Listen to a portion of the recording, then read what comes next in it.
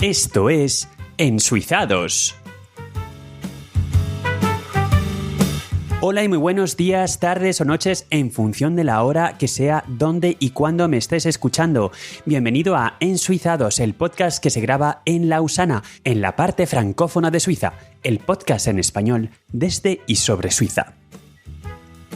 Y precisamente aquí en Lausana se firmó el Tratado de Lausana en 1923, aquí mismito en el Palacio de Rumines, en la Plaza de la Riponne, donde están los museos de arqueología, geología y zoología y también la Biblioteca Cantonal. El Museo de Bellas Artes ya no está allí porque ahora está al lado de la estación en la nueva plataforma 10. Y ya eso pues para otro día.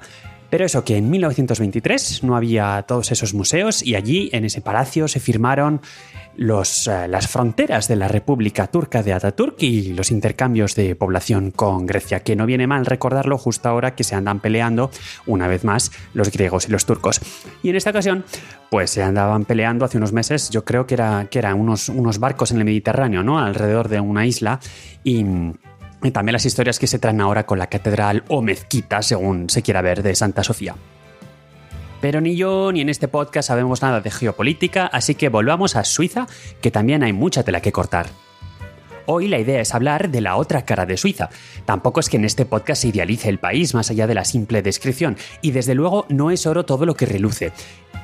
Espero que este episodio sea de tu interés. Es el quinto y último episodio de 2020. Es una forma original de hacer una retrospectiva sobre 2020 sin entrar en pandemias ni plandemias, pero sí entrando un poquito en la corrupción. ¡Empezamos!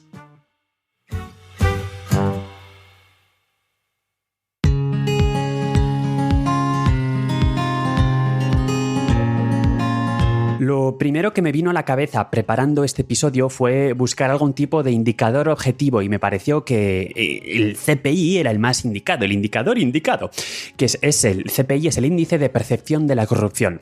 Lo elabora Transparency International cada año y según este índice los países mejor situados son Nueva Zelanda y Dinamarca empatados y luego está Finlandia y en cuarto lugar estaría empatado Suiza con Suecia y con Singapur. Desde luego que esto no nos viene nada bien para que se deje de confundir Suecia con Suiza porque encima están en el mismo punto, pero en fin. Después ya vendrían, por ejemplo, Noruega, Países Bajos, Luxemburgo, Alemania, etcétera, etcétera. Excluyendo una decena de países para los cuales no han elaborado ninguna puntuación, por debajo de la tabla tenemos a Yemen, Siria, Sudán del Sur, Somalia. España se sitúa en una discreta 30ª posición. Francia en la 23ª, junto con los Estados Unidos, Colombia, y en la 96ª, Colombia, 96ª. México, pues en la 130ª, 130 para los que no sepáis de ordinales. Y si te estás preguntando por qué he escogido estos países, por qué México, por qué Colombia, pues es simplemente porque es desde ahí donde más me escucháis, además de desde España y Suiza, por supuesto. Así que gracias, muchas gracias, por cierto.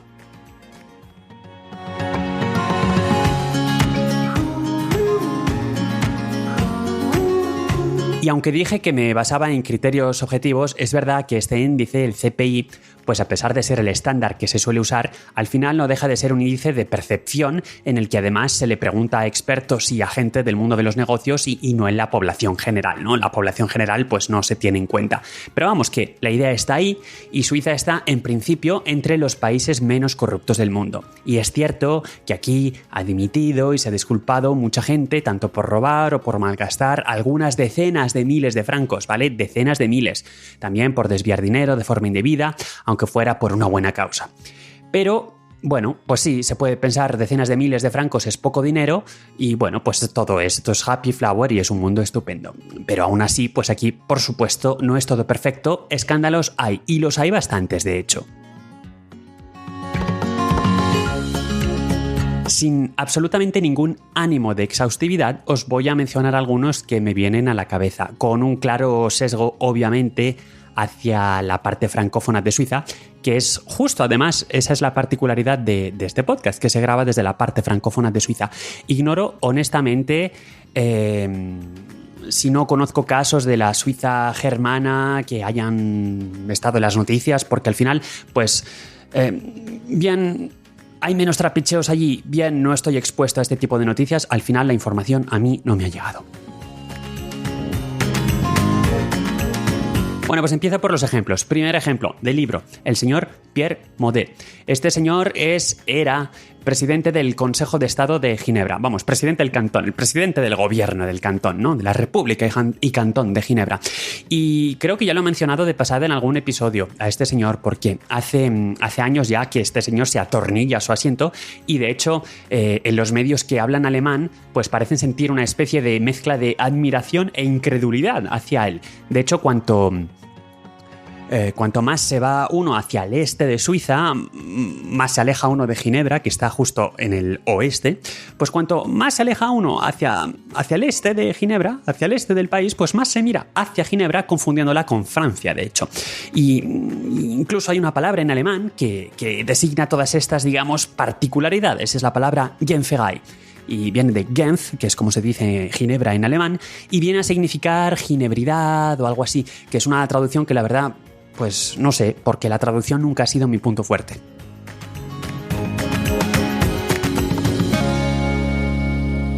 ¿Y por qué este señor tiene una historia truculenta y suculenta entonces? Pues me alegro de que me haga usted esa pregunta. Que me la haga yo, quiero decir. Lo primero de todo porque es alguien muy mediático y popular. Y digamos que no es un cualquiera. Fue el alcalde más joven de la historia en llegar alcalde de Ginebra. Más tarde también por primera vez en la historia del cantón salió elegido en primera vuelta como consejero de Estado, 2018. El mandato es de 5 años y entonces pues en ese momento, además de conservar el puesto que ya tenía como jefe del Departamento de Seguridad y de Economía, que ya lo obtuvo y de hecho lo adoptó a su gusto, pues que esto venía de la legislatura anterior, pues en el 2018 se convierte además también en presidente del Ejecutivo. Y al final pues es un señor con mucho poder, mucho carisma y también mucha ambición. Y claro, ocurrió lo que ocurrió. Se supo que se marcó un viaje a Abu Dhabi en 2015, junto a toda su familia y algún otro compañero del gobierno, a ver un gran premio de Fórmula 1. Y también se supo que no fue él el que lo pagó, sino que se lo financió un jeque emiratí. Desde la distancia podría pensarse, ¡buah! Esto en Suiza el tipo dimite y ya. Pues no, como digo, atornillado al puesto. Hasta 2018 Pierre Maudet decía que sí, que viajaron en primera y demás, pero que lo pagó un amigo de un amigo y ya está. Y luego ya, pues rendido a la evidencia, reconoció que mintió, pero que lo hizo para proteger a su familia. Buena razón, por tanto. Se quedó en el cargo. La Fiscalía General, Ministerio Fiscal o Ministerio Público, como lo quieras llamar, siguió investigando y solicitó en 2019 que le quitaran la inmunidad, de la que gozaba como miembro del Ejecutivo. Petición que finalmente es aceptada por el Gran Consejo, o sea, el Parlamento Cantonal. ¿Dimite? No. Su partido, el PLR, tanto a nivel federal como a nivel regional, le pide que dimita. Pero no pueden hacer más porque la Constitución cantonal no prevé la destitución de un miembro del gobierno, del Consejo de Estado, con lo cual se le pide, pero no lo hace. Él no se va. También se lo pide el Parlamento. Igual, nada. Lo que sí que hicieron es quitarle toda responsabilidad y en octubre, de hecho, le retiraron la dirección del Departamento de Desarrollo Económico, a la cabeza del cual estaba, que es ya lo último que le quedaba. Pero en fin, miembro del gobierno colegial seguía siendo, así que pues participa en todas las reuniones de gobierno, sin ser ministro de nada, pero ahí está. ¿Razones? Bueno, ¿por qué le quitaron esto, no? Había que encontrar alguna excusa. Pues porque se hizo una auditoría y por lo visto en su departamento había una tasa de absentismo muy elevada entre los trabajadores, problemas de gestión, conflicto con las personas y se llegó a decir incluso que había que quitarlo porque si no incluso la salud y la vida de la gente corría peligro. Vamos, que si no se iba había gente que se iba a suicidar. Y claro, pues para proteger la salud mental de los trabajadores del departamento había que alejarlo. No sé si os estáis dando cuenta de que esto es un poco como una telenovela. Y digo esto desde mi pequeña posición de superioridad en el cantón de Vaud mirando hacia Ginebra. Pero tela, tela. Se suceden acusaciones de imparcialidad de los fiscales, otros escándalos, como por ejemplo financiación ilegal de su campaña electoral vía una fundación, de todo. Así que finalmente el 6 de julio de 2020, pues su partido decide echarlo, el partido, y por lo menos pues ha anunciado que no va a recurrir esta decisión, por lo menos se queda echado y bien echado del partido, ojo, no del gobierno. Pero bueno, ahí seguía en su puesto como independiente, sin partido, y hace poco pues al final acabó dimitiendo. Así que pues esto podría haberse considerado como un signo de decencia, por fin este señor dimite. Pero no. Dimitió volviéndose a presentar como candidato. Dimite presentándose él mismo. a su reelección. Porque cuando uno deja el Ejecutivo cantonal en Ginebra, la gente tiene que votar en una elección complementaria, que lo llaman. Tienen que votar quién es el que va a reemplazarte. Así que él se autopresenta. Y veremos qué sale. Esto es en marzo de 2021. La elección va a estar muy animada, porque su juicio sobre el asunto de Abu Dhabi se va a celebrar en la semana del 15 al 19 de febrero, que son 2 o 3 semanas antes de la elección, en plena campaña electoral. Y recordemos, siendo todavía consejero en funciones. O sea, tela. Y mientras esperamos a ver qué sale, resulta que lo han pillado colándose en su despacho los fines de semana y por la noche, porque desde que dimitió pues ya no podía ir y ahora pues lo que van a hacer que es cambiar la cerradura. Como se dice en francés, n'importe quoi. ¿Quién ferai? Probablemente. ¿Queréis más ejemplos de gente así suiza que ha hecho cositas? Pues con gran placer, como se dice por aquí. ¿Qué tal si hablamos de un pastelero, el señor Philippe Guignard? Todo muy rocambolesco. Nuevamente, alguien con mucho carisma, pastelero de renombre, que llegó incluso a ser presidente del equipo de fútbol Lausanne Sport y portador del título de mejor pastelero de la Suiza francófona. Ahí es nada. Pues aprovechándose de su imagen de persona fiable y de confianza, se metió en un proyecto inmobiliario en la ciudad de Orbe, cerca de la frontera con Francia, en el noroeste del país, y consiguió que 16 personas invirtieran en su proyecto. Y en realidad utilizó más de 3 millones de francos del dinero que se le invirtió, que se metió en este proyecto, para pagar sus propias deudas que dejó en 2014 cuando tuvo que cerrar su negocio que tan boyante había sido a causa de un burnout que fue la desembocadura de por lo menos 10 años de depresión no tratada, de hecho, y según dicen, de problemas mentales que heredó de su familia y que habrían conducido al suicidio de su madre y su hermano. O sea, tela, ¿vale? Total, que así pasó de estar a la cabeza de un imperio prácticamente con reconocimiento mundial y de entre 130 y 150 empleados, según donde busque uno la información, con restaurantes, servicios en algunos hoteles y, como acabo de decir, también siendo presidente del equipo Lausanne Sport, y lo han acabado condenando a 3 años de prisión. Esto pasó en julio de 2020, de los cuales 1,5 son firmes. Y en una entrevista que concedió a la radio pública cuando se supo pues esta condena, se justificó diciendo que con las dificultades económicas hizo cosas que estaban mal, sí, pero que era para salvar decenas de empleos de gente que trabajaba en esta pequeña ciudad de Orbe y que debían competir con puestos de trabajo deslocalizados mucho más baratos. Así que al final un empresario hace lo que tiene que hacer para salvar a su empresa, que no está orgulloso de ello, que probablemente no lo volvería a hacer, que fue un error, pero que se entiende. Que todo partía de una buena intención, vaya, y que él no es un timador, y que de hecho los inmuebles en los que supuestamente invirtieron estas 16 personas sí que se están construyendo. Lo que pasa es que con retraso.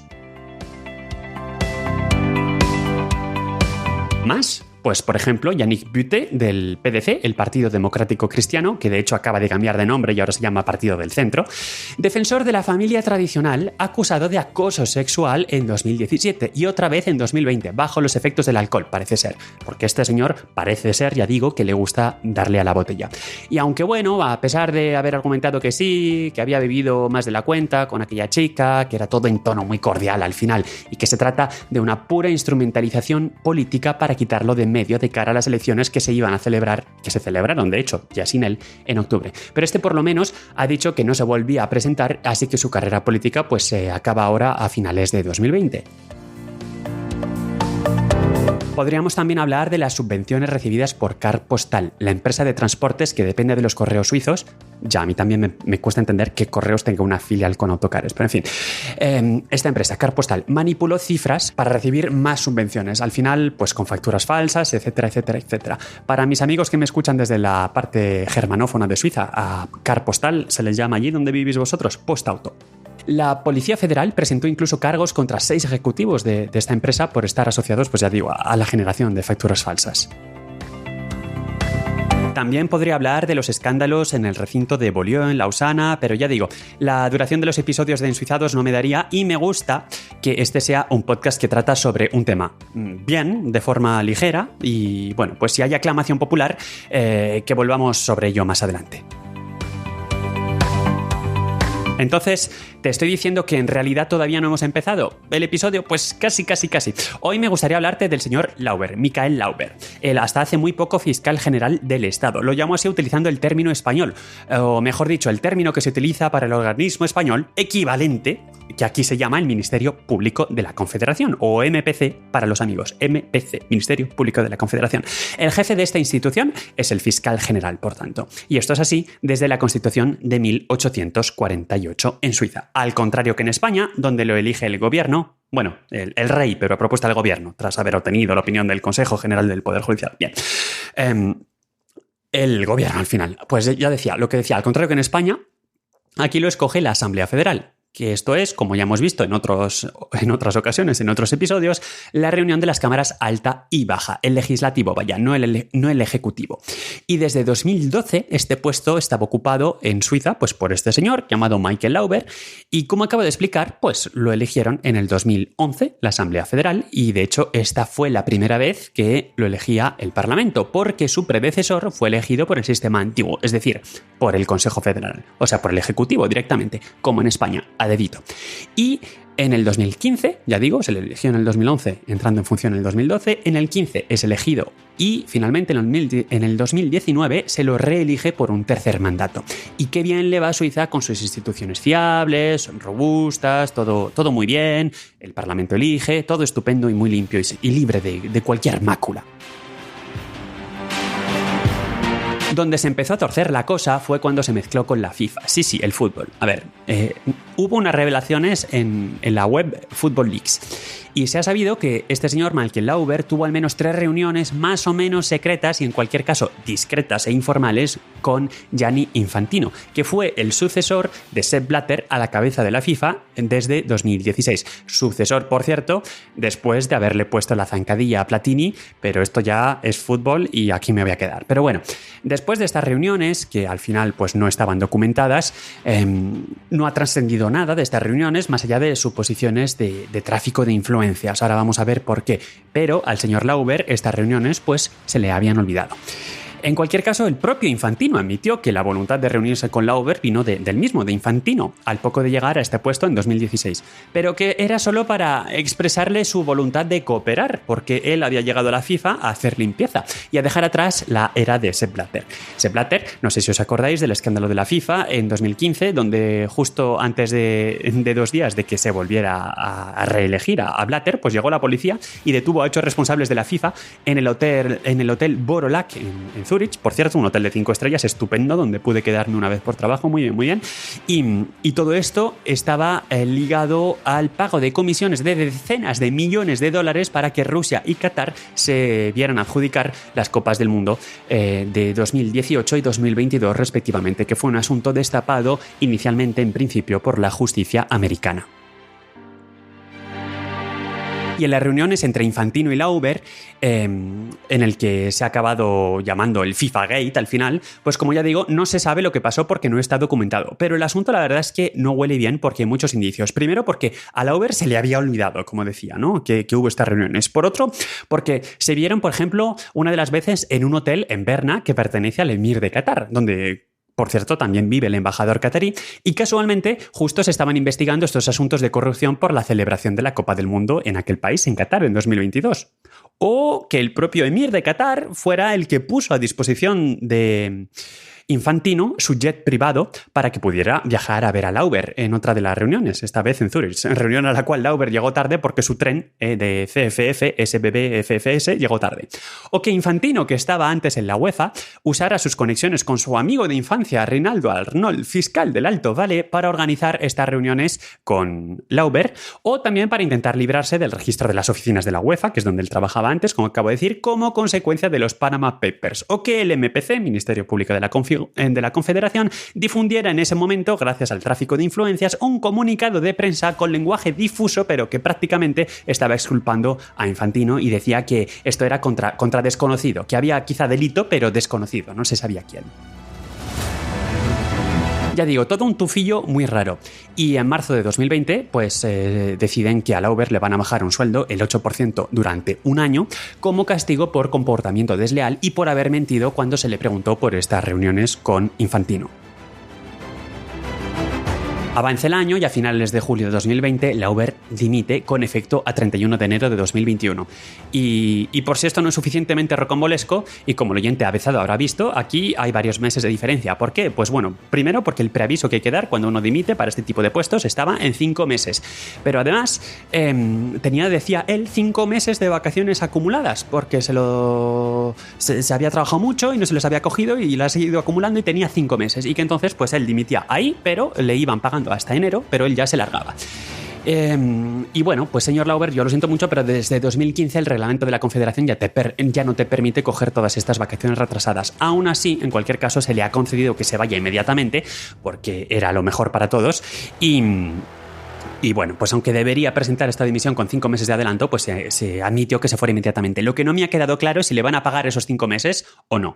Pero bueno, ahí se quedó la cosa. Y así además aprovechó y separó el proceso que estaba en curso para quitarlo del cargo, porque al dimitir pues ya no tenía sentido ver si lo íbamos a destituir o no, porque bueno, pues por lo menos algo de humillación sí que se ahorró.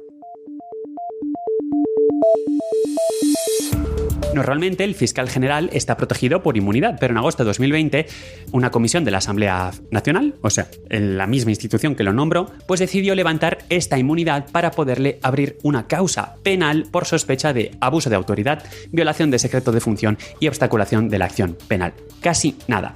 Huelga decir que esto es la primera vez que ocurre en la historia de Suiza con este puesto, y la tercera en general. La primera vez que se levantó la inmunidad a alguien fue, por desgracia, en 1989 a Elisabeth Kopp, que fue consejera federal, de hecho la primera mujer consejera federal en la historia de Suiza, y acabó dimitiendo por haber compartido información confidencial con su marido. Y la segunda vez que ocurrió fue en 2018 al señor Christian Misch, Basileo Campaña, no sé cómo se dice. El cantón de Basilea Campaña y de Basilea Ciudad, vamos a decir Campaña o Campo, no sé. Bueno, pues este señor era diputado por este cantón y por supuesta corrupción tuvo que dimitir, corrupción con Kazajstán me parece, aunque al final no se pudo demostrar nada y quedó totalmente absuelto.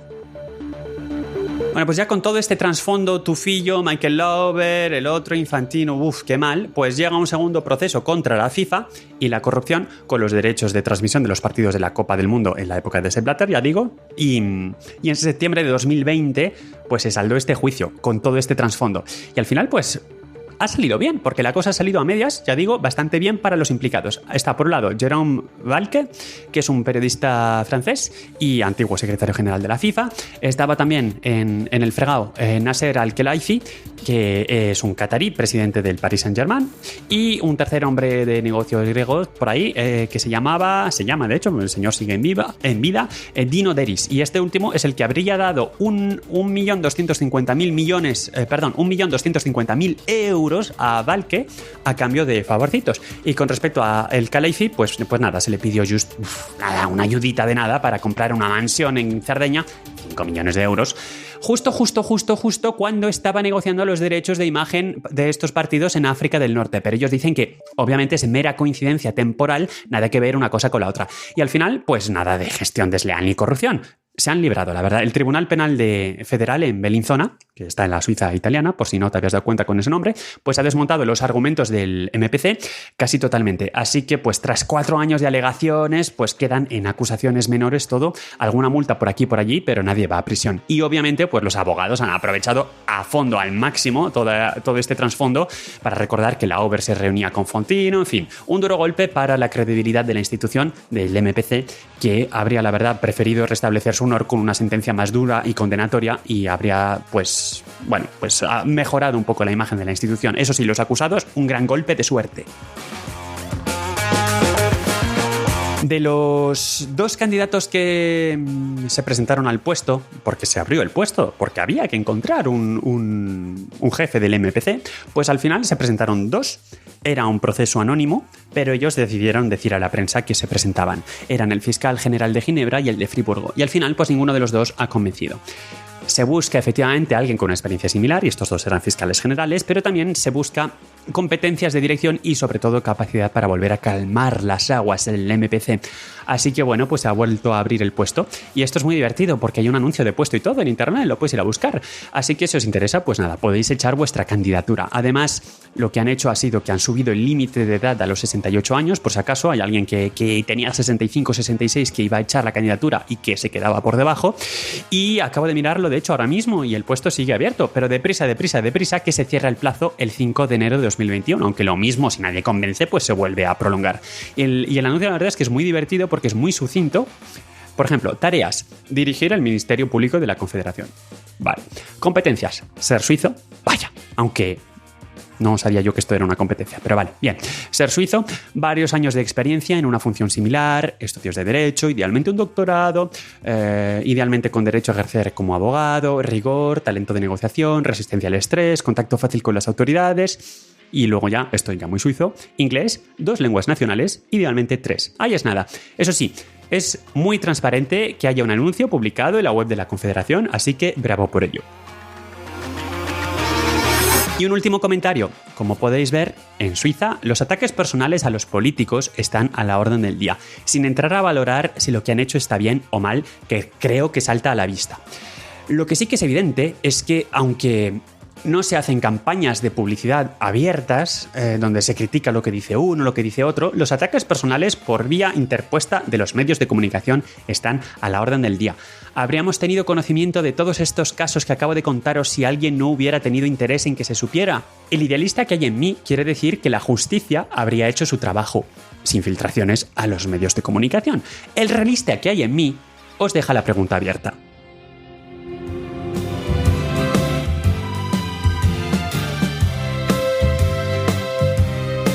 Pues hasta aquí el episodio de hoy. Ya comentaba al principio que este es el 5º y último episodio de 2020.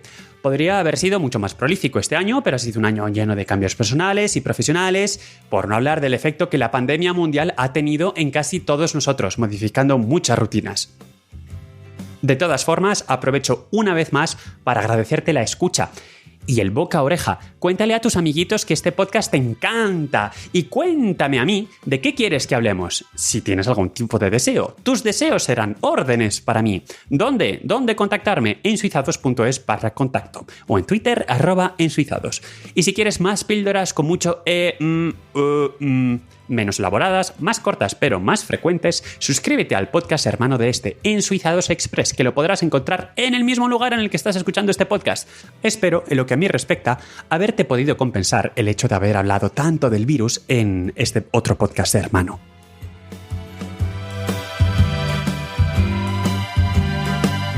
Y para terminar, la nota culta. El verdadero queso de Gruyère no tiene agujeros.